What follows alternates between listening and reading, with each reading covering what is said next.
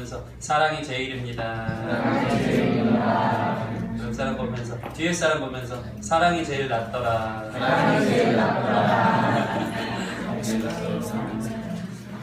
오늘 사랑 가장 좋은 길이라는 주제로 하나님 말씀 전하겠습니다. 사랑장 13장은 아주 유명한 말씀이죠. 시편 23편만큼이나 늘 듣고 또 보고 많은 사람들이 암송하고 또 외우는 그런 성경인 것 같습니다.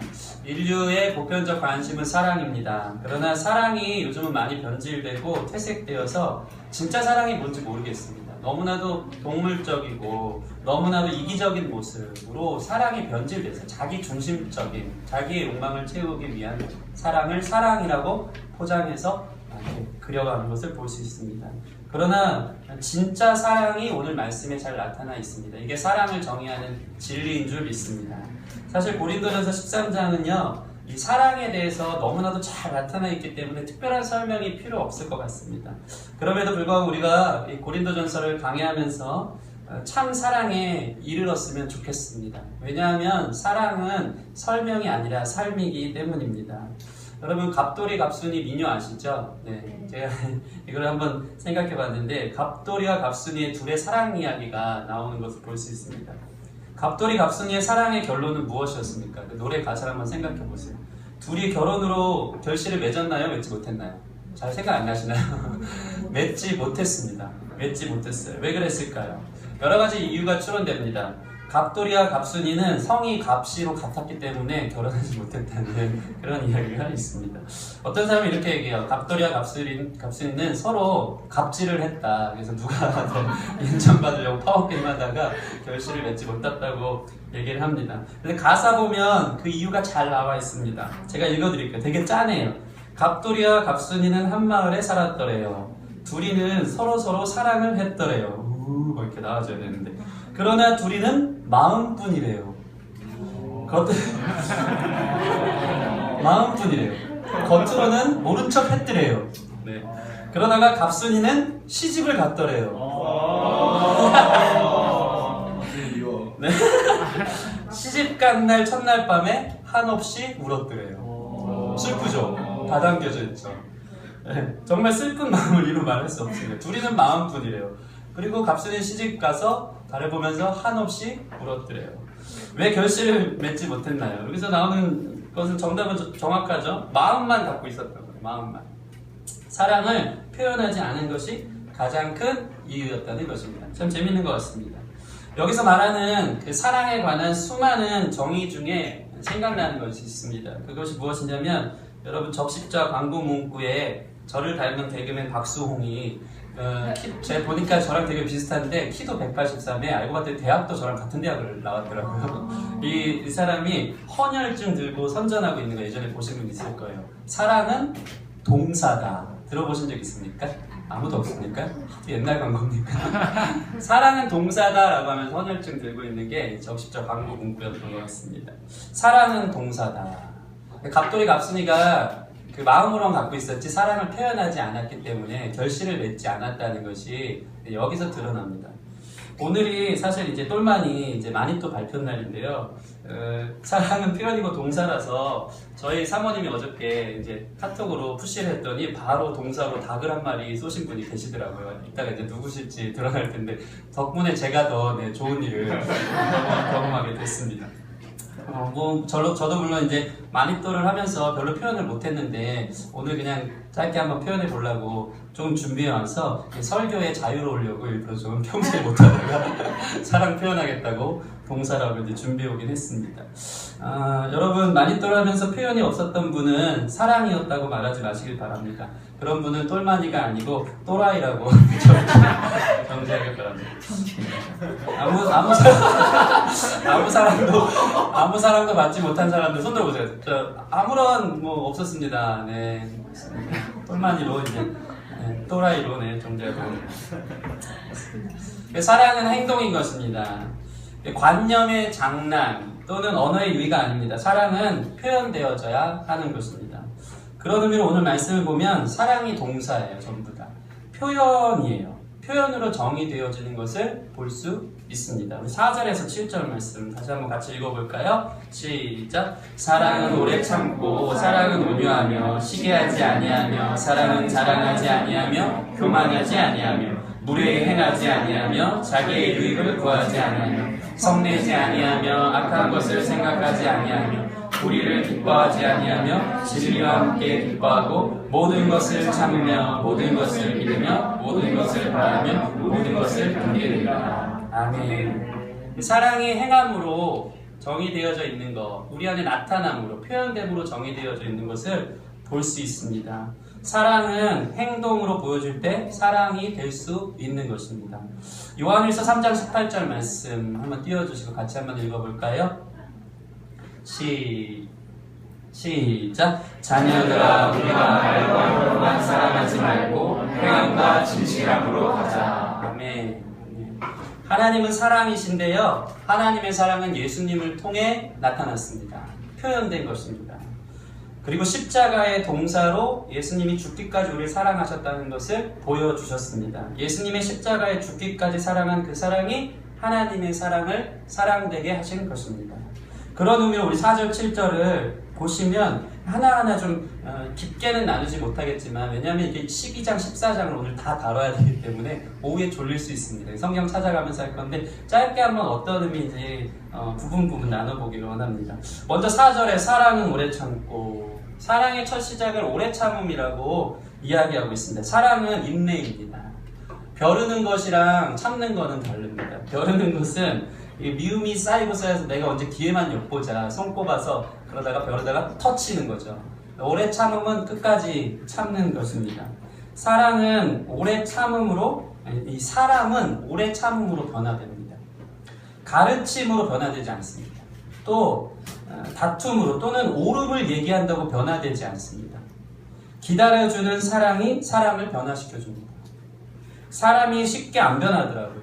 근데 사랑이 변화시킵니다. 저는 가끔 요한 전도사님께 감동을 합니다. 갑자기 또 막 이렇게.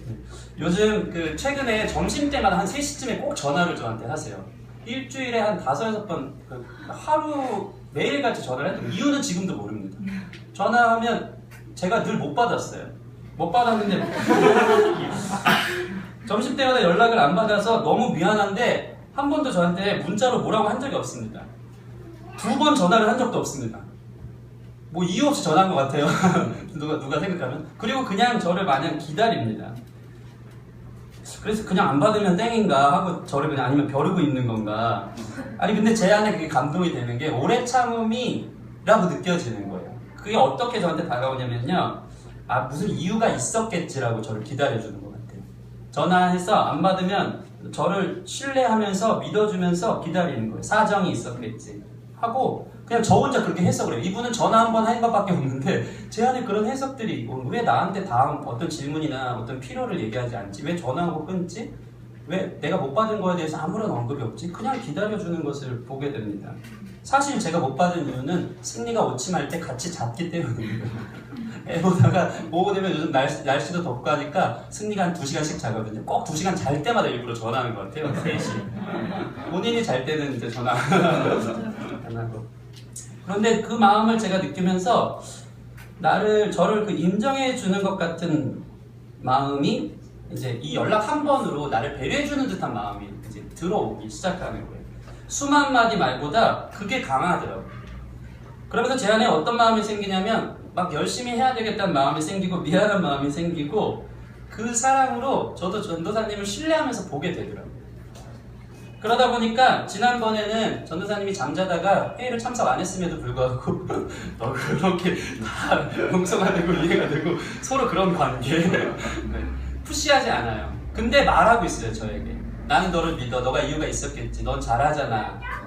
자고 일어나면 너가 할 바를 다 하고 교회를 세워가는 것에 나는 너를 믿어. 라는 수만 마디 말로 저한테 들려지니까 깨고 일어나면 요한아 미안해. 무슨 일이었어? 하고 카톡하고 연락하고 교회 일을, 그때부터 밀렸던 일들을 하기 시작한다는 것입니다. 말이 아니라 그냥 기다려주는 거. 이유가 있었겠지 하고 참아주는 게 저를 감동시키고 믿어주는 것처럼 여겨질 때가 있었다는 것입니다. 저희 예전 교회에는요, 한 자매가 있었는데 찬양팀이었어요. 근데 연습 때 늦으면 좀 다행인데 그때 당시에 예배가 2시 반 예배인데 이 친구는 건반 치는 친구인데 예배 때마다 늦는 거예요. 그 늦는 것에 아주 신실한 친구였습니다. 집도 제일 가까워요. 바로 앞에 아파트에 사는 친구예요. 2시 반 예배인데 꼭 2시 35분에 정확하게 옵니다. 머리를 감고 옵니다. 말리지 않은 채로 부랴부랴 뛰어옵니다. 얼마나 얄미운지 모르겠어요. 꼭 5분 또는 10분을 늦어요. 찬양은 이미 시작했는데 그때는 작은 교회이기 때문에 건반이 없거든요. 건반 없이 하다가 와서 그제서야 소리 켜놓고 막 연주를 하는 거예요. 되게 미워 보이고 못생겨 보였습니다. 머리는 왜 감고 오는지 모르겠어요. 머리 감은 그 모습이 정말 싫었어요. 그랬는데 팀원들이 막 다 기다리게 하는 것도 너무 답답하고 막 이런 어떤 그 완벽주의 성향인 저에게 있어서 너무 막 거부감이 생겼어요. 미운 마음이 생기는 겁니다. 그래서 이걸 말해야 돼, 참아야 돼, 아니면 뭐 잘라야 돼, 막 이런 막 생각을 하는데 그런데 성령님께서 저에게 이런 말씀을 하셨습니다. 내가 너에게 참는 거 생각해보라고. 그 말씀이 갑자기 생각나는데 그 친구가 용납이 되더라고요. 하나님은 우리를 오래 참으십니다. 그게 저한테 와닿더라고요. 그 완벽하신 분이, 그분의 완벽하신 성품, 그분의 잣대의 기준에 있어서 얼마나 제가 불편하실까요? 그 완벽하신 성품에 늘 저는 게을르고 그 부르심과 요청에 순종하지 못하고 늘 방황하는 제 모습을 하나님은 책망하시기보다 오래 참고 기다려주실 때가 있습니다. 그게 능력이더라고요. 그 마음이 제 안에 들면서 비록 그 자매를 이제 직접적으로 책망하진 않았지만 그때부터 그냥 오래 참고 기다려왔습니다. 근데 그 습관이 지금도 이게 바뀌었는지 안 바뀌었는지 저는 잘 모르겠습니다. 병일영 제가 아는 자매인데 이따가 물어봐야 되겠습니다. 끝나고 지금 바뀌었는지. 네. 그런 그 하나님의 오래 참음을 제가 경험했다는 것입니다. 사랑은 오래 참는 것입니다. 이거를 다른 분 어떻게 번역하냐면 사랑은 오랜 고통이다래요. 사랑은 오랜 고통이다. 묵상할 만한 말씀 아닙니까? 사랑은 고통이에요. 오랜 고통. 고통받으면서 참고 기다려주고 인내하는 것. 그게 사랑의 오래 참음의 정의인 것입니다. 여러분 기다려주세요. 묵묵히 바라봐 주시기 바랍니다. 두 번째로 사랑은 온유하다. 이 온유함의 어원은 이 길들여지지 않은 야생마에게서 파생된 이야기예요. 그 아라비아 지역의 야생마는요, 이 거친 숨소리, 이 산발이 늘어진 갈기털, 그리고 막 미친 듯이 점프를 하면 날뛰는 그런 야생마로 유명합니다. 길들여지기가 쉽지 않습니다. 근데 마부가 이들을 길들이려고 마음먹기 시작하면 한 6개월 정도가 걸린다고 해요. 그래서 자기가 타고 다닐 때까지 6개월 정도가 걸린다고 합니다. 6개월 동안 아껴주고 눈을 마주쳐주며 기다려주고 인내하며 가르칩니다. 이끕니다. 그렇게 오랜 기간의 길들임의 시간이 끝나면 그렇게 거칠었던 야생마들이 그때 온유하다는 표현을 써요. 온유해집니다. 순종적이 됩니다. 그 거친 말이 주인에게 순종하기 시작합니다. 사막에서 그 광야에서 목이 말라서 오아시스로 물을 마시려고 막 달려가다가 그 온유한 말, 길들여진 말이 마부의 휘슬 한 번이면은 달려가다가도 멈춰서 다시 돌아온다고 합니다. 완전히 길들여진 것이죠. 다시 뒤를 돌아 뛰어오는 것입니다. 여러분, 온유는 그런 의미에서 시작된 단어랍니다. 사랑은 온유함. 온유하다는 것은 성격이 온유하다는 것을 떠나서 서로에게 맞춰지는 거예요. 사랑은 서로에게 길들여지는 거예요. 그 생택지베리의 어린 왕자 이런 얘기 나오지 않습니까? 서로에게 길들여지는 거예요. 사랑은 서로를 아는 거예요. 서로의 성향, 습성, 눈빛만 봐도 아는 거예요. 그렇게 서로 길들여지고 순종하기를 결정하는 것입니다. 사랑은 서로에게 맞추는 것입니다. 순종적인 말처럼 서로에게 맞춰주는 것. 눈빛만 봐도 무슨 생각을 하는지 알고 따뜻하고 부드럽게 대하고 받아주는 것이 사랑인 줄 믿습니다. 우리 기쁨에게 성도님들이 온유한 지체들 됐으면 좋겠어요. 서로를 배려하고 맞춰주고 받아줄 수 있는 여유가 있었으면 좋겠습니다.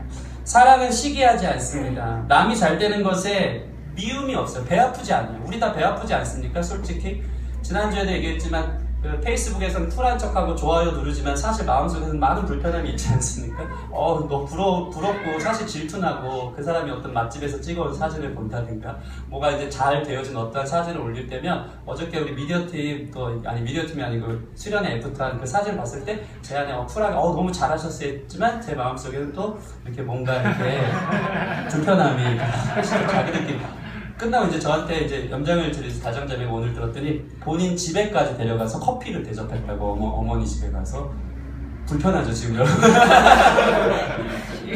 그런 마음인데, 우리 안에 이 사랑을 시기하지 않고 인정해주고 격려해주는 마음이 있었으면 좋겠습니다. 두 가지 마음 다 있는데, 이 마음이 더 크면 좋겠어요. 공존하죠. 불편함이 있을 때, 그거 말고, 너무 보기 좋다가, 진정성 있는 말로 다가가는 그 사랑의 모습이 있었으면 좋겠습니다. 쿨한 척 하지 말고, 진짜 쿨하고, 진짜 박수 쳐줄 줄 알고, 다른 사람의 축복에, 진짜 격려해 줄 줄 알고, 축하해주는 그런 우리가 되었으면 좋겠습니다.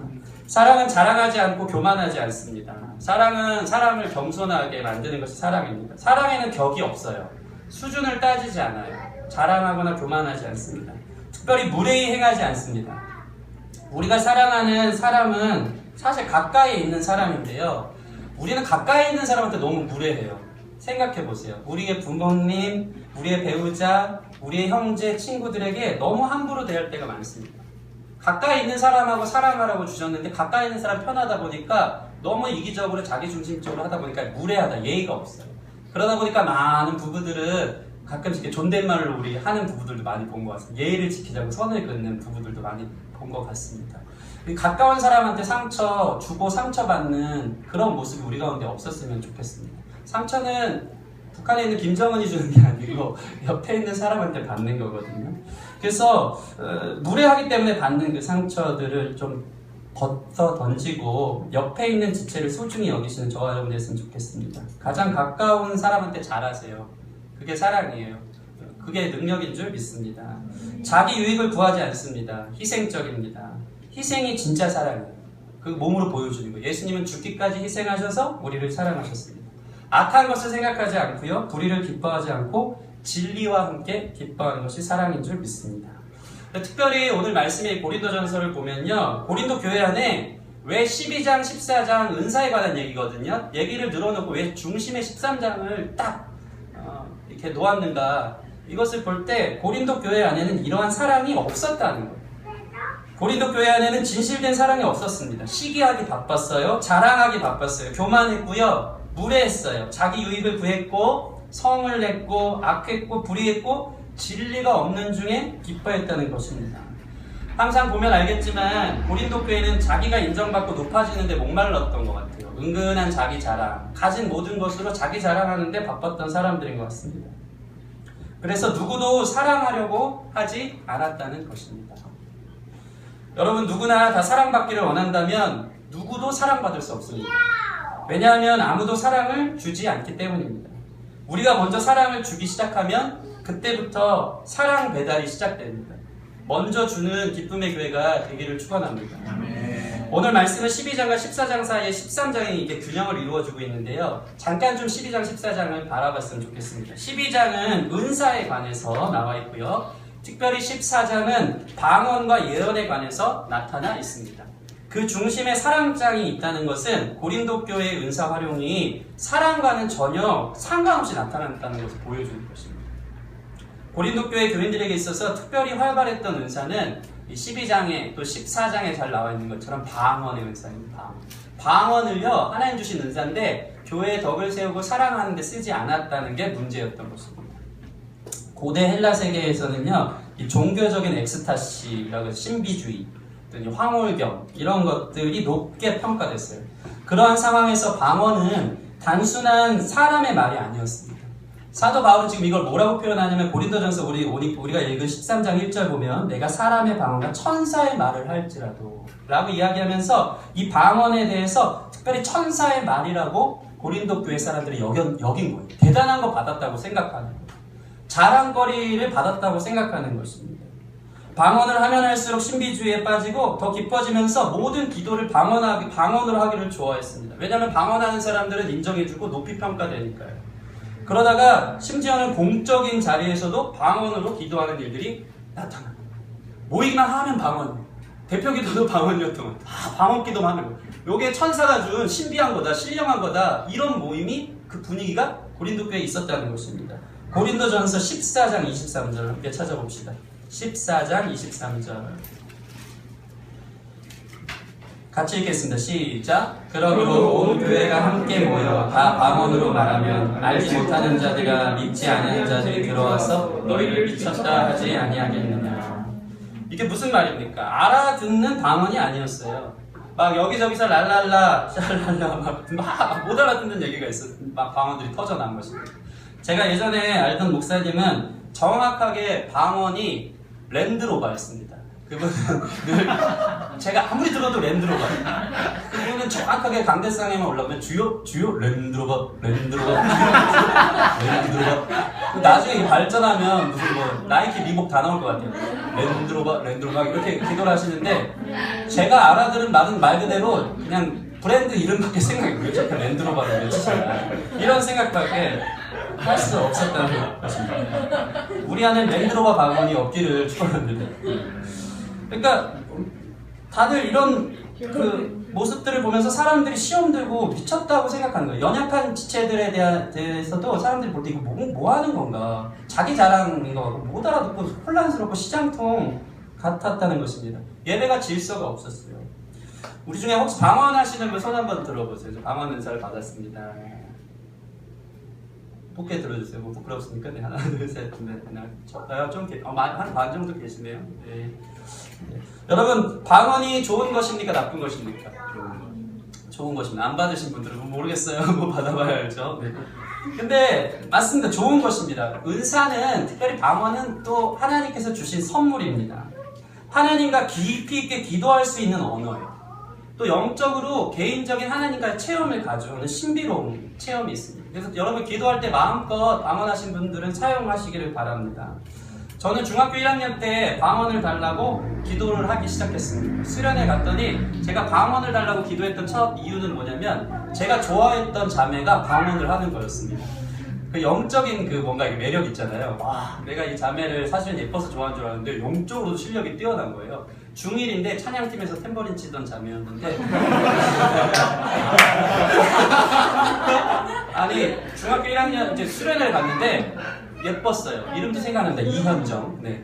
그녀가 중1이었는데 옆에서 이제 기도회 때 방언을 하는데 옆에서 중1짜리가 중1 이제 루빈이 방언 받을지어다.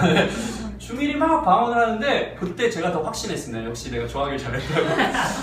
그때부터 제 안에 방언을 사모하는 마음이 그 자매로 인해서 생겼는데 얼마큼 방언을 사모했었냐면 이제 수련회 날 마지막 날 되면 다 밤새 놀지 않습니까? 중고등부 수련회 가면 막 이제 아이들하고 서로 막 조합 게임 막 이런 거 하면서 당신의 이웃을 사랑하십니까? 이런 게임 하면서 좋아하는데 저도 밤새 놀았죠. 놀았는데 수련회 끝나고 집에 가는 길에 다들 봉고차에서 잠자지 않습니까? 자는데 저는 너무 그게 이제 도전을 너무 사모함이 있는 거예요. 봉고차 맨 뒷자리에 앉아서 지금도 생각나요. 이렇게 산이 막 왔다 갔다 하잖아요. 강원도에서 올라오면 산길을 보면 계속 기도해요. 하나님 방언 주세요. 저도 방언 받고 싶고. 근데 그 기도를 때마다 생각날 때마다 기도했는데 하나님이 저에게 방언을 중학교 3학년 때 주셨습니다. 3학년 수련회 때 가서 기도의 시간도 아니었고 이제 철로 역정이라고 코스 훈련 막 십자가 지고 무슨 예수님 못 받고 막 그 무덤에 들어갔다 나오고 이런 거 하고 코스에서 다음 코스로 이동하는 그 조별 잠깐 대기하는 시간이었는데 다들 조원들이 같이 이제 그 방 하나에 모여서 남은 사람들 또 마친 사람들이 기도를 하고 있었습니다. 기도를 하는데 그때 하나님이 방언을 주시는데 여러분 뭐 방언 받으신 분들 있겠지만 회개하면서 오늘 이제 12장 첫 부분 보면 성령께서 하시는 첫 번째 사역은 은사 주시기 전에 성령님을 주라 시인하고 예수님을 주인이라고 시인하는 게 성령께서 하시는 처음 일이거든요. 그 말은 무엇이냐면 회개는 곧 내 삶에 내가 주인이 아니고 주님이 주인이십니다. 죄를 회개하고 그때 하나님이 회개와 함께 방언을 막 주시더라고요. 방언 주시면서 거부할 수 없게 랄랄라 방언이 터졌습니다. 랄랄라 방언을 하는데 제가 머릿속으로는 생각을 하는 거예요. 왔다.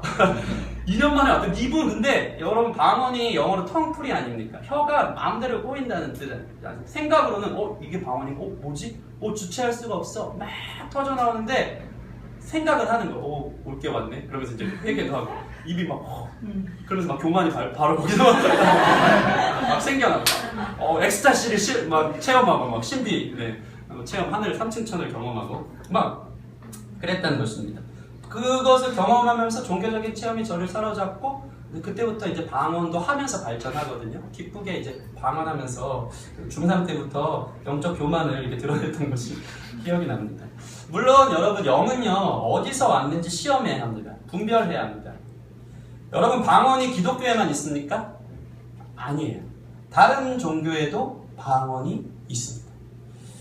성령의 역사와 귀신의 역사는요 영적인 세계의 일이기 때문에 사람이 볼 때 비슷한 경우가 되게 많아요. 비슷하게 와요. 비슷하게. 강권적으로 임하는데 물론 귀신은요 강제적으로 다가옵니다. 그래서 그 사람의 삶을 억압하고 착취하고 잡아두죠. 그러나 성령님은요 인격적으로 문을 두드리시며 필요에 따라 강력하게 임하십니다. 그 사람에 맞게 은사를 주세요. 그래서 방언을 평생 못 받은 사람도 있습니다. 그런데 방언과 구원은 전혀 상관이 없습니다. 하나님이 필요에 따라 주시는 것이 은사이기 때문입니다. 그래서 방언기도 안 해도 기도 더 잘하시는 분이 있습니다. 저희 사모님 같은 경우는요 기도를 얼마나 잘하는지 방언기도 안 해도 1시간 이상 기도를 구구절절 술술 잘 하는데 지난번 대표기도 때 망했다고 이제 저한테 늘 차라리 쓰고 하지 그랬는데 제가 쓰지 말라고 했어요. 뭐 성령께서 이끄시는데 왜 했는데 지난번에 제가 봐도 말았던 것이 느껴요. 성령께서 이끄시지 않고 이제 내팽겨 치셨던 강하게 하시는 노래님을 경험했습니다. 근데 기도를 너무 잘해요. 또박또박 이렇게 구구절절이 이렇게 정제된 언어로 참 잘합니다. 기도 잘하니까 안 주신 것 같은데 아무튼 네, 방언기도 안 해도 또 그런 사람들마다 하나님이 각양 은사를 부어주신다는 것입니다. 아무튼 이 귀신의 역사로 인해서 또 타종교에도 방언이 있어요. 예를 들어서 제가 예전에 텔레비에서 한번 본 적이 있는데 이 라엘리안 무브먼트라고 여러분 아세요? 외계인 믿는 라를 숭배해요. 얘네들은요 스토리도 성경이랑 거의 똑같아요. 근데 다른 게 있다면 하나님이 누구냐면 외계인이에요. 외계인이 천지를 창조한 거예요. 똑같아요. 천지를 창조하고 외계인이 다스려요. 그게 이제 하나님이 라예요. 근데 그 외계인 숭배하는 그 목사 같은 존재겠죠. 예전에 그것이 알고 싶다 이런 데서 본 적이 있는데 갑자기 방언을 하면서 영서를 막 쓰는데 외계인하고 이제 대화를 하는 거예요. 근데 우리가 보기에 진짜 방언처럼 들려요. 막 울랄라 샬랄라 하면서 막 이렇게 쓰는 거예요. 그러면 우리는 저게 어디로부터 왔는지 어떻게 분별합니까? 따라 하시겠습니다. 열매로 분별합니다. 열매가 중요해요. 열매. 이게 정말 중요한 이야기입니다. 하나님은 우리에게 은사를 부어주시는데 이 은사는 자랑하라고 주신 게 아니고 개인과 하나님의 관계를 통한 방언을 또 뛰어넘어 우리 교회마다 하나님 쓰시기 위해서 기능적으로 주시는 하나의 일에 불과한 거예요. 방언이 각자 다르다는 것은 다 똑같이 미국 사람, 한국 사람 똑같지 않습니까? 하나님이 동일하게 부어주신다는 것입니다. 그래서 주의 교회를 견고하게 빚어가기 위한 방편입니다. 그런데 은사가 많은데 그 열매가 잘못되게 나오는 경우들이 참 많이 있어요. 어떤 교회는 은사로 인해서 막 점점 병도 낫게 하고 막 아픈 사람도 치료하고 그 예언 기도도 해주고 하는데 처음에는 그 사람 하나님 주신 은사일지 모르겠지만 여기 딱 맞는 말이 이거예요. 0으로 시작했다가 6으로 망치는 경우가 상당히 많습니다. 은사를 받은 만큼 교만해지는 사람들이 되게 많아서 자기 영광 취하는 거예요. 자기가 뭐라도 된 것처럼 신령한 은사가 은혜가 자기한테 있는 것처럼 그렇게 살다가 교만해져서 하나님의 길에서 멀어지는 많은 사람들을 봤습니다. 그들의 열매는 성령의 열매랑은 전혀 다릅니다. 그래서 열매를 보면서 그 사람이 귀신의 역사인지 성령의 역사인지 우리는 분별할 수 있습니다. 마태복음 7장 22, 23절 우리 앞에 있습니다. 함께 읽어보실까요? 시작! 그날에 많은 사람이 나더러 이르되 주여 주여 우리가 주의 이름으로 선지자 노릇하며 주의 이름으로 귀신을 쫓아내며 주의 이름으로 많은 권능을 행하지 아니하였나이까 하니 그때 23절 시작! 그때 내가 그들에게 밝히 말하되 내가 너희를 도무지 알지 못하니 불법을 행하는 자들아 내게서 떠나가라 하리라. 아멘. 이게 아주 무서운 말씀 아닙니까? 주여 주여 하면서 주님의 이름으로 은사를 사용했어요. 선지자 노릇을 하며 가르치고 설교했습니다. 귀신을 내어 쫓기도 합니다. 또 주님의 이름으로 많은 권능을 행했어요. 넘치는 은사가 나타나는 거예요. 근데 주님이 지금 뭐라고 말씀하십니까? 내가 너희를 도무지 알지 못하나니 불법을 행하는 자들을 내게서 떠나가라 말씀하십니다.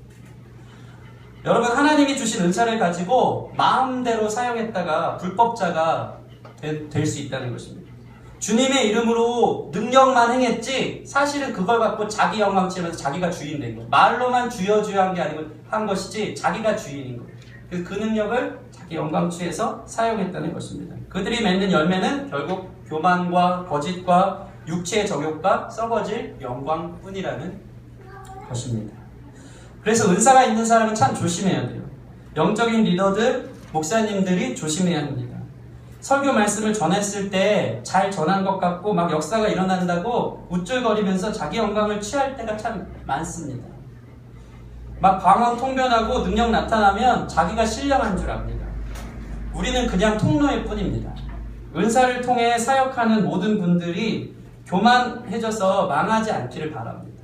예배 인도자들, 교회 반주자, 성가대 지휘자, 심지어는 식당을 섬기는 분, 가르치는 분, 전문 사역팀이 자기 드러내려고 하면 그 영으로 시작했다 육으로 망칩니다. 하나님 주신 은사와 재능들을 가지고 자기 영광 취하려고 하면은 오히려 안 받는 게 좋은 거예요. 날마다 겸손한 저와 여러분 됐으면 좋겠습니다. 심지어 하나님은요 되게 무서운 게 뭐냐면 악인도 쓰세요. 그 사람이 거룩하지 않은데 성도들을 위해서, 교회를 위해서 쓰실 때가 있다는 거예요.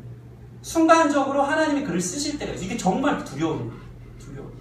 하나님은 난 너를 도무지 알지 못하지만 그 사람의 권위와 위치와 자리가 있기 때문에 쓰실 때가 있어요. 이거 되게 무서운 얘기입니다. 그래서 바울 사도는요, 남은 구원하였을 때 자기는 구원받지 못할까 늘 걱정했던 사람, 그 놀라운 사역을 하면서도 하나님과의 관계 안에 자기가 있는지가 중요했다는 것입니다. 이런 얘기가 있죠. 민수기에 보면요, 발람 선지자가 나오는데 발람 선지자는 악한 선지자예요. 그는 모압 왕인 발락의 뇌물을 받고 이스라엘을 저주하러 갑니다.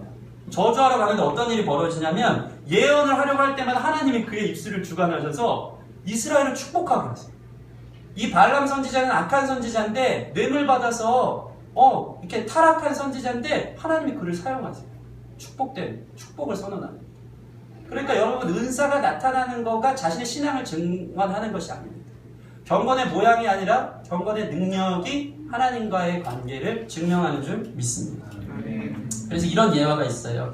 천국에서 예수님하고 신앙의 선조들이 회의를 하다가 갑자기 놀래서 자리에서 일어날 때가 있다고 합니다. 그때가 언제냐면 목사가 천국 들어왔을 때라고 합니다.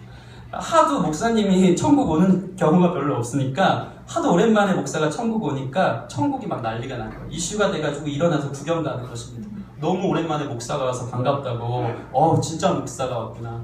이 직분으로 천국 가는 게 아니더라고요.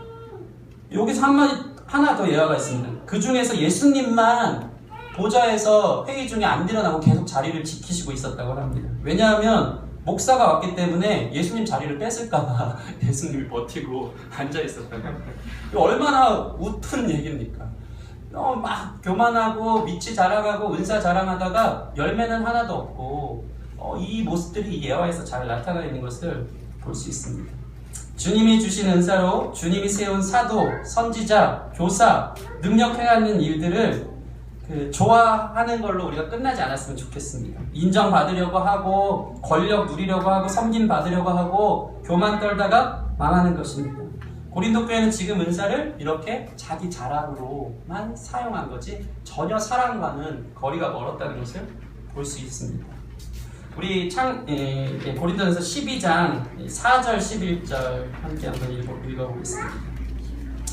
많이 덥죠? 네. 화이팅 하시고 고린도전서 12장 4절에서 11절 눈으로 따라오세요. 제가 읽겠습니다. 은사는 여러 가지나 성령은 같고 직분은 여러 가지나 주는 같으며 또 사역은 여러 가지나 모든 것을 모든 사람 가운데 이루시는 하나님은 같으니 각 사람에게 성령을 나타내시면 유익하게 하려 하심이라. 어떤 사람에게는 성령으로 말미암아 지혜의 말씀을, 어떤 사람에게는 같은 성령을 따라 지식의 말씀을, 다른 사람에게는 같은 성령으로 믿음을, 어떤 사람에게는 한 성령으로 병 고치는 은사를, 어떤 사람에게는 능력 행함을, 어떤 사람에게는 예언함을, 어떤 사람에게는 영들 분별함을, 다른 사람에게는 각종 방언 말함을, 어떤 사람에게는 방언들 통역함을 주시다니 이 모든 일은 같은 한 성령이 행하사 그의 뜻대로 각 사람에게 나누어 주시는 것이니라. 아멘. 이와 같은 은사들이 고린도 교회에 또 종류대로 있었던 것을 볼 수 있습니다. 근데 이 은사는 한 성령님이 주시는 겁니다. 한 분 아버지 하나님이 주시는 것입니다. 그렇게 각 사람에게 나누어 주는 것이기 때문에 필요에 따라 주는 것이기 때문에 높고 낮음이 없어요. 은사에는 차등이 없습니다. 다 같은 주님 안에서 시작되는 것입니다. 그렇게 모든 사람을 유익하게 하라고 쓰는 것, 바로 그것이 은사라는 것입니다. 7절 한번 다 같이 읽어볼까요? 같이 시작. 각 사람에게 성령을 나타내심은 유익하게 하려 하시리라. 아멘. 아멘. 우리가 한 몸으로 부르심을 받아서 부족한 지체를 서로 돌아보고 함께 세워가기 위해서 하나님의 은사를 주신 줄 믿습니다. 만일 은사마다 레벨이 있다고 생각하고 능력이 다르면 거기부터 분쟁과 다툼과 교만이 생겨서 교회의 하나됨을 깨트리게 되는 것입니다. 우리 12장 17절 18절 같이 한번 읽겠습니다. 시작. 만일 온몸이 눈이면 듣는 곳은 어디며 온몸이 듣는 곳이면 냄새 맡는 곳은 어디냐. 그러나 이제 하나님이 그 원하시는 대로 지체를 각각 몸에 두셨으니. 아멘. 다 은사가 중요해요. 눈이 중요하다고 해서 다 눈이면은 그게 괴물이지 교회겠습니까? 온전한 몸이겠습니까? 막 차등을 두고 누가 소중하고 누가 좋다고 거기에만 가면 균형 있는 교회가 되지 않는 것입니다. 하나님이 우리 기쁨의 교회 지체들 한 명 한 명 불러주신 것은 아름다운 교회의 몸의 균형을 이루라고 보내주신 줄 믿습니다. 네. 연약하다고 생각되는 사람도 거기 필요해서 주신 건 줄 믿습니다. 그 사람을 통해서 사랑을 배우는 것, 품는 걸 배우는 것, 그게 하나님 부르신 은사일 수 있다는 것을 여러분 기억하시기 바랍니다. 24절 25절 같이 시작. 우리의 아름다운 지체는 그럴 필요가 없느니라. 오직 하나님이 몸을 고르게 하여 부족한 지체에게 귀중함을 더하사 몸 가운데 분쟁이 없고 오직 여러 지체가 서로 같이 돌보게 하셨느니라. 아멘. 우리 한 명 한 명 지체들은 모두가 소중합니다. 볼수록 기적 같습니다. 어떻게 하나님이 불러 모으셨는지 인간적인 마음으로 볼 때 늘 놀랄 수밖에 없는 것입니다. 누구도 이 자리에 필요 없이 앉아있는 사람이 없습니다. 서로 돌아보면서 성령의 열매를 맺도록 하는 역할들을 서로가 서로에게 하는 줄 믿습니다. 심지어는 조금 부족한 지체가 있다면 그 지체를 세워주고 소중하게 여겨주며 우리는 예수님의 마음을 배워가는 거예요. 그렇게 사랑을 배워가는 것입니다. 그 지체로 인해서 하나님은 우리로 하여금 섬김의 기회를 주시는 것입니다. 그래서 아름다운 몸이 이루어지는 줄 믿습니다. 주의 교회를 섬기기 위해 은사를 사모하는 저와 여러분 되었으면 좋겠습니다. 우리 14장 1절 한번 읽어볼까요? 14장 1절 시작. 사랑을 추구하며 신령한 것들을 사모하되 특별히 예언을 하려고 하라. 여러분, 왜 사도 바울은 사랑장 이후에 특별히 예언을 하라고 이야기할까요? 그 이유는 방언은 아무도 못 알아들으니까 덕이 안 됐다는 거예요. 그래서 예언을 사모하라고 하는 거예요. 철저하게 어떻게 보면 되게 심플한 문제 아닙니까? 예언이 더 깊고 신령하고 이래서가 아니고 방언은 좋은데 공적인 자리에서 하면 못 알아들으니까 예언을 사모하라는 거예요. 철저히 덕을 세우고 사람을 세우는 것에 은사의 초점이 심플하게 맞춰져 있는 것을 볼 수 있습니다. 예언은 무엇입니까? 성경에 없는 새로운 계시를 말하는 게 아니에요. 예언이라는 것은 꼭 미래를 전보듯이 점쳐주는 것이 아닙니다. 예언은 준비된 설교가 아니라 성령의 감동으로 갑작스럽게 주어지는 말씀인 경우가 참 많습니다. 아주 시기적절하게 성령의 감동으로 심령을 만지는 그 선포, 이것이 저는 예언이라고 믿습니다. 감추어진 것이 드러나는 말씀입니다. 그래서 예언은 사람을 덕을 세우고 위로하고 격려하는 데 사용되는 말인 것입니다. 14장 우리 3절에서 6절 말씀 제가 읽겠습니다. 그러나 예언하는 자는 사람에게 말하여 덕을 세우며 권면하며 위로하는 것이요 방언을 말하는 자는 자기의 덕을 세우고 예언하는 자는 교회의 덕을 세우나니 나는 너희가 다 방언 말하기를 원하나 특별히 예언하기를 원하노라. 만일 방언을 말하는 자가 통역하여 교회의 덕을 세우지 아니하면 예언하는 자만 못하니라. 그런즉 형제들아 내가 너희에게 나아가서 방언을 말하고 계시나 지식이나 예언이나 가르치는 것으로 말하지 아니하면 너희에게 무슨 유익이 있으리요. 여기서 나와 있는 것이 무엇입니까? 그 예언을 통해서 풀어주라는 얘기입니다. 방언보다 예언이 중요해요. 또 방언하더라도 통변하는 게 중요해요. 그래서 서로에게 덕을 세우기 위한 것이 중요하다는 것입니다. 가끔은요, 이 예언이라는 것이 사람의 마음속에 숨은 일까지 드러내기도 합니다. 물론 그 예언이 성경과 동등한 권위를 가지고 있는 것은 아니지만 그러나 이러한 일들로 하나님은 교회에서 말씀에 살아있는 현장성을 보여주는 것입니다. 우리 14장 24절 25절 같이 읽어보겠습니다. 14장 24, 25 시작. 그러나 다 예언을 하면 믿지 아니하는 자들이 알지 못하는 자들이 들어와서 모든 사람에게 책망을 들으며 모든 사람에게 판단을 받고 그 마음에 숨은 일들이 드러나게 되므로 엎드려 하나님께 경배하며 하나님이 참으로 너희 가운데 계신다 전파하리라. 아멘. 아멘. 그러므로 우리의 모든 은사는 교회의 덕을 세우기에 구하시는 여러분 됐으면 좋겠습니다. 자기 자랑 삼으려고 하는 게 아니고 교회를 어떻게 하면 섬길까 하는 마음으로 은사를 구하면 하나님이 주실 줄 믿습니다. 병 고치는 은사도 주실 줄 믿습니다. 지혜의 말씀의 은사도 어떻게 하면 교인들 잘 섬길 수 있을까 기도하면 주실 줄 믿습니다. 하나님 교회 세우라고 주시는 거예요. 그 마음이면 하나님이 다 주세요. 다 주세요. 우리 교회 안에 예언도 통변도 나타났으면 좋겠습니다. 특별히 이 모든 말씀들은요, 질서 있게 되어져야 돼요. 우리 14장 39, 40절 같이 읽겠습니다. 시작. 그런 일은 내 형제들아 예언하기를 사모하며 방언 말하기를 금하지 말라. 모든 것을 품위 있게 하고 질서 있게 하라.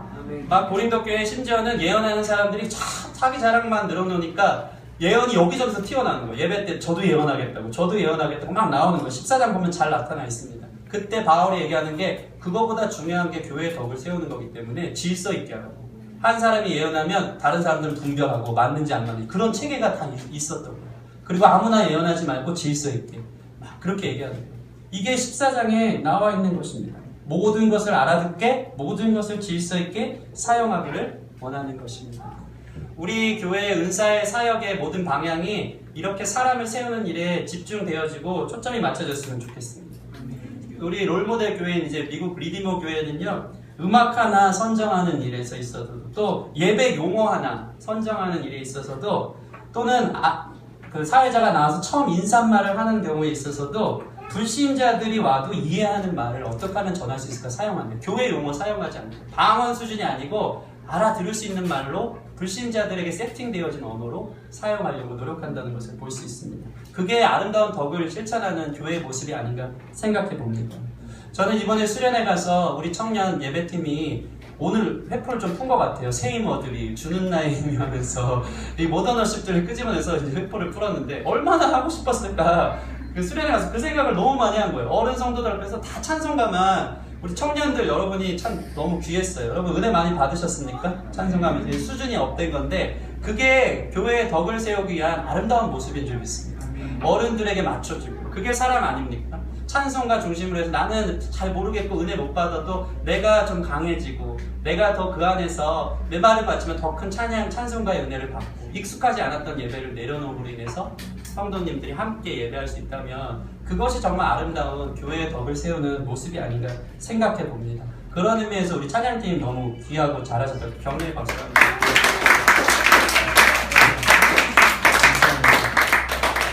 그래서 여러분 이 고린도전서 12장은 은사로 하나됨을 지키는 거. 우리는 그리스도의 몸이기 때문에 각자 은사대로 아름답게 규정 있게 사용하라. 그리고 14장에서는 덕을 세우고 수만 마디 방언보다 한 마디의 예언이 중요하고 질서가 중요하다라고 우리에게 이야기하는 것을 볼 수 있습니다. 그 모든 방법을 종합하여 사용하는 그 길이 하나가 있는데 그것이 바로 사랑입니다. 우리 고린도전서 12장 31절 같이 한번 읽겠습니다. 고린도전서 12장 31절 시작. 너희는 더욱 큰 은사를 사모하라. 내가 또 가장 좋은 길을 너희에게 보이리라. 아멘. 아멘. 여러분 사실 이 은사를 사모하라 해서 13장 사랑으로 이어지니까 사랑을 은사로 생각하시는 분들이 있는데요. 사랑은 은사가 아닙니다. 은사를 사용하는 방법입니다. 사랑은 성령의 열매이지 하나님 주시는 선물이 아닙니다. 그래서 여러분 그거 볼펜으로 짝대기를 그으셔야 돼요. 너희는 더욱 큰 은사를 사모하라 하고 14장에 방언보다 예언을 사모하라 라고 해석하는 게 좋습니다. 그리고 나서 바울사도가 중심에 13장 넣으면서 내가 또한 가장 좋은 길을 너에게 보이리라. 그것은 뭐냐면 이 모든 은사를 사랑하는데 사랑의 길로 사용하라라고 중심에 놓고 있다는 걸 여러분 아셨으면 좋겠습니다. 가장 좋은 길 그것은 사랑입니다. 사랑은 은사가 아닙니다. 사랑은 은사를 사용하는 방법입니다. 그리고 모든 관계의 기초입니다. 사랑을 빼놓고 교회는 성립할 수 없습니다. 사랑으로 모든 것이 해석되어지고 통용되어져야 될 줄 믿습니다. 교회는 예수님의 사랑으로 세워졌습니다. 우리는 예수님의 사랑 때문에 여기에 있습니다. 그분의 사랑을 받았고 그 사랑으로 우리는 교회의 덕을 세우고 서로가 서로를 대해야 하는 것입니다. 여러분, 교회의 수준은요, 관계로 입증됩니다. 지체들의 관계, 얼만큼 뜨겁게 사랑하느냐로 교회의 수준이 입증됩니다. 때로는요, 올바른 말보다 올바른 관계가 더 중요합니다. 예수님은 바른 신학을 가르치려고 오신 것이 아니라 우리와 하나님과의 바른 관계를 위해서 오셨습니다. 관계는 기독교 신학의 중심축입니다. 바른 관계는 사랑할 때 가능한 것입니다. 13장 1절 같이 읽겠습니다. 같이 시작. 내가 사람의 방언과 천사의 말을 할지라도 사랑이 없으면 소리나는 구리와 울리는 꽹과리가 되고. 이거 얼마나 무서운 얘기입니까? 사랑 없이 선포하는 게 시끄러운 소리래요. 울리는 꽹과리 같대요. 아무리 멋진 천사의 말을 한다 그래도 사랑이 빠지면 능력이 없습니다. 말은 귀로 들리지만 사랑의 말은 마음으로 들리는 것입니다. 우리 목회자들이 설교할 때 이 마음이 들려졌으면 좋겠습니다. 사랑이 들려져서 선포되어진다는 말씀으로 여러분이 듣기를 소원하고 그렇게 기도해 주시기 바랍니다. 가끔씩 제가 설교할 때 울컥하고 막 이렇게 좀 그러면 피드백이 이렇게 나와요. 우리 뜰에서 지체들이 이런 말을 합니다. 전도사님 우실 때 우리 마음이 막 아프고 짠하고 막 와닿는다고 설교할 때 이게 그 준비하는 마음이 어떤지 알겠다고 저한테 얘기해 줍니다. 근데 저한테 그게 되게 위로가 되고 격려가 될 때가 참 많이 있습니다. 무슨 말입니까 이게? 전도사님 사랑 담아서 말씀해 주시는 거 은혜라고. 그냥 시끄러운 외치는 꽹과리 같은 소리 아니고 정말 마음으로 준비로 시간으로 준비해서 증거하는 그 마음이 우리를 울린다고 이야기할 때 그것이 참 감동이었다는 것입니다. 오직 사랑만이 마음에 와닿는 소리인 줄 믿습니다. 13장 2절 같이 읽겠습니다. 시작. 내가 예언하는 능력이 있어 모든 비밀과 모든 지식을 알고 또 산을 옮길 만한 모든 믿음이 있을지라도 사랑이 없으면 내가 아무것도 아니요. 예언하는 능력이 있고 모든 비밀과 지식이 있고 산을 옮길 만한 믿음이 있어도 사랑이 없으면 아무것도 아닙니다. 다 자기 영광 취하려고 하는 것입니다. 그 은사로 이용해 먹는 데만 바쁜 것입니다. 사랑하라고 주신 능력인데 사랑 받으려고만 하면 병이 드는 것입니다.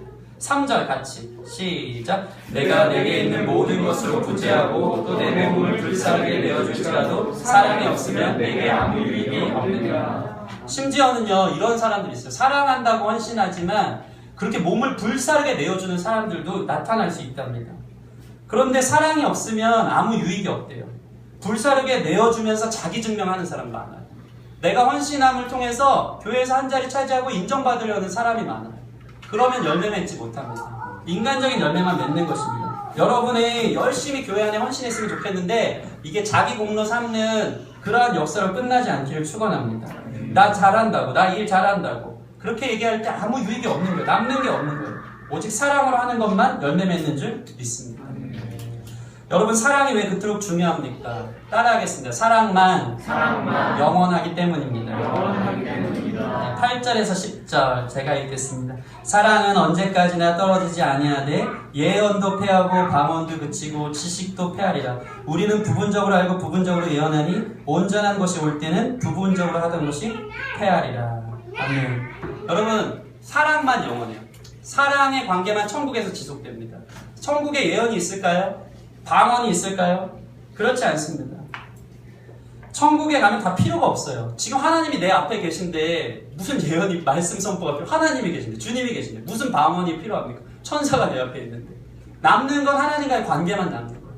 하나님 사랑하는 관계만 남는 것인 줄 믿습니다. 눈앞에 예수님이 계신 곳이 천국이에요. 남는 건 주님과 우리의 관계예요. 하나님과의 관계, 예수님이 나를 얼마나 사랑했는지 그리고 내가 지체들을 얼마나 사랑했는지 그 관계만이 증명되어진다는 것입니다. 12절 13절 13장 12절 13절 같이 시작. 우리가 지금은 거울로 보는 것 같이 흔히 하나 그때는 얼굴과 얼굴을 대하여 볼 것이요 지금은 내가 부분적으로 하나 그때는 주께서 나를 아신 것 같이 내가 온전히 알리라. 그런즉 믿음, 소망, 사랑 이 세 가지는 항상 있을 것인데 그 중에 제일은 사랑이라. 아멘. 저 12절에 보면 지금은 거울로 보는 것 같이 희미하게 보이나 이해가 안 되시는 분들 있을 텐데 아는 분도 많을 겁니다. 당시 거울은요 희미한 거울이었어요. 오늘날처럼 발달한 거울이 아니고 이 동으로 만들어진 거울이기 때문에 뿌옇게 나와요. 그러니까 지금 바울이 그거 비유하는 거예요. 지금은 거울로 보는 것 같이 희미하나 그때는 주님 만나는 천국에서는 얼굴과 얼굴을 대하여 볼 것이요 지금은 내가 부분적으로 아나 그때는 주께서 나를 아신 것 같이 내가 온전히 알리라. 13절 마지막 함께 다 같이 읽을까요? 시작. 그런즉 믿음, 소망, 사랑 이 세 가지는 항상 있을 것인데 그 중에 제일은 사랑이다. 아멘. 아멘. 믿음도 소망도 천국 가면 필요 없는 거예요. 바라던 믿음의 주님이 앞에 계시고 바라던 천국의 소망이 우리의 발 아래에 있기 때문에 그때 남는 건 주님과의 관계밖에 없습니다. 여러분 교회 안에서 죽도록 사랑하도록 힘쓰는 저와 여러분 됐으면 좋겠습니다. 모든 것이 우리 안에 막 교만이 올라올 때 나를 증명하고 나를 드러내는 내 헌신의 대가를 원하고 이것으로 뭔가 나를 보여주려고 할 때마다 여러분 성령께서 가르치셔서 사랑하는 데 써야지 섬기는 데 써야지라고 분별할 줄 아는 그런 수준 있는 기쁨의 교회 성도님들 됐으면 좋겠습니다. 제가 말씀을 맺는데 한 예를 들고 제가 경험했던 얘기를 들고 말씀을 맺겠습니다. 저는요 2008년도에 인도네시아에 단기 선교를 갔었습니다. 우리 동일 형제도 같이 갔었죠, 그죠? 그때 하나님께서 선교를 가면요 여러 가지 사역도 있죠. 사역을 통해 하나님 귀한 일들을 하시지만 이 공동체 안에서 하나됨이 무엇인지를 경험하게 하실 때가 많아요. 여러분 선교 가면 알겠지만 공동체가 분열이 있느냐, 거기서 어떤 마귀의 틈을 이용해서 서로 막 힘들어지고 관계가 깨지느냐, 아니면 천국 공동체를 경험하느냐가 선교 가서 아주 중요한 포인트가 되는 것입니다. 내가 인도네시아 선교 갔을 때 제가 큰 어떤 신비한 체험을 했는데 하룻밤은 지옥을 경험했었고요. 하룻밤은 천국을 경험한 적이 있습니다. 단기 선교 가면은 내 사역하다가 너무 다 지치고 힘들지 않습니까? 인도네시아 너무 습하고 더운 지역이고 하루 종일 사역이 많았습니다. 그런데 꼭 그러면은 힘들어하는 연약한 지체들이 나타나요. 꼭 그래요. 그 친구는요 낮에 사역하는 내내 막 너무 힘들고 덥고 또 그 친구가 하필 맡은 역할도 이렇게 스킷 드라마를 하는데 마귀 역할을 맡은 거예요. 그러면서 연약하기 때문에 대화를 나누는데 저한테 마귀가 임한 것 같다고 막 이러면서 그런 말을 막 해요. 근데 그게 되게 심각한 일이 벌어진 적이 있습니다. 그 친구는 사역하는 내내 누가 자기를 미워하는 것 같다고, 자기를 왕따시킨다고 라고 저한테 와서 힘들다고 막 이렇게 계속 얘기를 했습니다. 자기를 무시한다는 생각에 상처를 많이 받았습니다. 저희는 밤마다 하루를 마치면서 그 인도네시아에 있는 빨렘방 신학교에서 선교사님은 주무셔야 되기 때문에 기도 소리가 들리면 안 돼서 그 산 밑에 있는 작은 교실, 신학교 교실로 가서 하루를 마무리했습니다. 둥글게 모여서 오늘 하루 받은 은혜를 나누는 시간을 가졌습니다. 그런데 그 연약한 지체가 삶을 나누기 시작했습니다. 다 이제 오늘은 어떤 은혜가 있어. 오늘은 뭐 무지개를 봤는데 하나님의 약속을 경험한 것 같습니다. 그래서 어떻게 섬겼는데 거기서 정말 큰 은혜를 받았다 이런 얘기 하는데 그 형제가 마음이 많이 무너진 상태에서 오늘 하루 너무 싫었습니다. 저주스러웠습니다. 마귀가 역사하는 것 같았습니다. 너무 마음이 상해서 막 말을 내뱉는 거예요. 난 너무 싫다고 돌아가고 싶다. 저는 순간 다 은혜의 분위기 아닙니까? 하루를 마치고 선교 가면 그 분위기 막 다 피곤하고 쩔어 있어요. 막 땀 냄새도 나는데 그럼에도 불구하고 은혜로운 말들을 하는데 형제가 그렇게 얘기를 하는 거예요. 너무 힘들고 진짜. 순간 분위기가 싸늘해진 거예요. 저는 리더 아닙니까? 이거 수습해야 될 것 같아요. 가볍게 이 문제를 만들어줘야 될 것 같은데 너무 여기로 이렇게 몰입이 된 거예요. 그 분위기가. 그래서 저는 그 친구의 마음을 달래주고자 우리 같이 좀 기도하자고 그 친구를 중간에 놓고 같이 기도를 하기 시작했습니다. 기도해주기 시작하는데 다 같이 손을 얹고 기도하는데 옆에 있던 한 자매가 기도를 하는데 그 선교에서는 귀신이나 악령이 역사할 때가 많습니다. 그런 체험을 하나님이 제 인생에서 주신 것 같아요. 그 자매가 기도를 하는데 방언 기도가 터지는데 이 섬뜩한 방언이 나옵니다. 목소리도 변조돼서 막 이러면서 하는 거예요. 제가 느낄 때 이게 뭐지? 이게 기도를 해주는데 축복기도 아니고 이상한 기도가 그 자매를 통해 막 나오는 거예요. 알고 봤더니 자매가 그 형제를 힘들어했어요. 선교 내내. 왜 나한테 이렇게 불편하게 하고 왜 나한테 이렇게 치대는지 몰라. 그런 마음이 있었나. 그래서 기도를 해달라 그러는데 기도하면서 그 분노하는 마음들이 이렇게 기도를 통해 나와요. 그러면서 형제를 좀 고쳐주세요. 막 이러면서 기도를 했는데 그게 막 이렇게 역사를. 그게 역사가 어떤 증명이 됐냐면요. 그 기도를 하는데 하나님이 그 리더가 되면 순간적으로 주시는 그 마음들이 있어요. 그 자매를 위해 기도하라는 마음을 주셨는데 문제가 너무 심각해지는 거예요. 계속 목소리 혼자 막 괴물 소리를 내면서 기도를 하는 거예요. 그래서 제가 빨리 짧게 끝내야겠다. 이걸 없애야겠다. 이 상황을 모면해야겠다 하는 마음으로 기도가 끝나자마자 제가 그냥 대표 기도로 뭐 아주 심플하게 간단하게 또 약간 유머를 섞어서 그 상황에서 유머를 섞어서 기도하고 마쳤어요. 기도를 마치고 자리로 돌아오는데 갑자기 그 자매가 쓰러진 거예요. 탈진을 했는지 뭐 했는지 그냥 이렇게 쓰러졌어요. 거품 문 것처럼. 그때 앞불싸 제가 생각이 들어요. 그 밤에 이제 교실 안에서 이루어진 일이 공포 얘기하듯이 무서운 얘기처럼 들으시면 됩니다. 앞불싸 하면서 하나님이 이 자매를 위해 기도하라고 그랬는데 내가 그거 무시했거든요. 무시해서 그때서 이제 와서라도 기도해야 되나 해서 자매를 위해 기도합시다 하고 다 같이 붙었는데 신기한 일이 벌어지는데 그 자매를 위해 기도할 때 또 한 자매가 쓰러져요. 그 자매를 위해 또 다 같이 붙어서 막 아수라장이 된 거예요. 무서워서 또 기도하는데 또 한 자매가 쓰러져요. 그 동생이 쓰러지고 그 자매가 쓰러지고 자매들이 다 쓰러지는 거예요. 저는 멘붕이 왔어요. 옆에 있던 저를 돕던 브리더가 전도사님 제가 볼 때 좀 찬양을 좀 해야 될 것 같다고. 그래서 보혈 찬양을 막 하기 시작했습니다. 사람들이 막 울고불고 쓰러져 있고 거의 한 반 이상이 쓰러졌어요. 뒤에서 막 이렇게 손 들고 기도하고 막 이렇게 막 난리가 났습니다. 보혈 찬양 막 하고 1시간이나 했는지 모르겠어요. 다들 탈진한 상태에서 이제 일어나면서 도저히 이게 무슨 일인가 할 만큼 해석할 수 없는 일이 벌어지고 저는 조용히 그거를 마무리하면서 주기도문을 마치고 내일은 제일 중요한 사역이 있는 날이기 때문에 지금 새벽 2시가 넘었지만 일단 자기 몸 추스리고 일어나서 씻고 내일 사역 준비합시다 라고 했어요. 그때 제가 이제 지옥을 경험한 것 같았어요. 너무 무섭고 섬뜩했어요. 다음 날인데 저는 리더기 때문에 이거 해석해줘야 되겠는 거예요. 그게 수요일 밤이었는데 목요일 밤, 금요일 밤 이렇게 계속 제 마음속에는 사역하면서도 내내 도대체 그 일이 왜 일어난 걸까? 왜 이런 일을 하나님이 우리에게 보여주셨을까? 막 궁금하기 시작한 거예요. 다음날 목요일이 됐는데 참 신기하게도 우리 인도네시아 지체들이 어젯밤에 아무 일도 없었던 것처럼 다 같이 열심히 밥을 만들고 사역을 준비하고 심지어는 목요일날 어떤 자매가 생일이었기 때문에 서프라이즈로 케이크를 만들어가지고 서로 축복해주는 일도 그래서 미역국 일회용 사갖고 한국에서 사온 걸 해주고 아침에 미역국을 해주고 서로 막 축복해주고 그리고 나서 그날 밤에 이제 또 모임이 온 거예요. 저는 어제 얘기 해주고 싶은 거야. 이게 왜 이런 일이 일어났나 해주려고 했는데 할 말이 솔직히 없었어요. 하루 종일 생각해도 왜 그런지 모르겠어요. 그냥 무서워요. 해결이 안 됐어요. 저는 능력이 없어요. 그랬는데 밤에 나눔을 하는데 그날따라 나눔이 오늘 아침에 생일을 맞은 자매의 고백으로부터 시작해서 전부 다 감사한 나눔, 누가 날 이렇게 섬겨줬고 사역할 때 내가 힘들었는데 누가 부채 하나를 붙여줬고 옆에서 어떻게 도와줬고 하는 풍성한 나눔들이 오고 가요. 그리고 나서 사랑의 나눔 있는 곳에 하나님께서 계시도다 이 찬양을 하는데 그때 제가 천국을 경험했어요. 여기가 천국이구나. 아주 예민하게 하나님 말씀하십니다. 분열, 미움, 시기의 극단적 역사를 보여주고 이 작은 사랑의 섬김일지 모르지만 그 사랑 안에서 진짜 천국이 무엇인지를 하룻밤 사이에 천국과 지옥을 경험했는데 그때 하나님이 예전에 제가 존경하던 명지대 목사님의 예화가 딱 떠오르기 시작해요. 그 예화가 뭐였냐면 예전 분들은요 방언받으려고 주로 기도원을 자주 올라가십니다. 그 목사님이 세 친구랑 같이 방언받으려고 기도원 지하실이었어요. 지하에서 기도를 하는데 한 친구는 방언 이미 받았고 한 친구는 방언이 없다라고 얘기하고 그 목사님은 중간이었어요. 방언 받지는 않았지만 있다고는 믿었어요.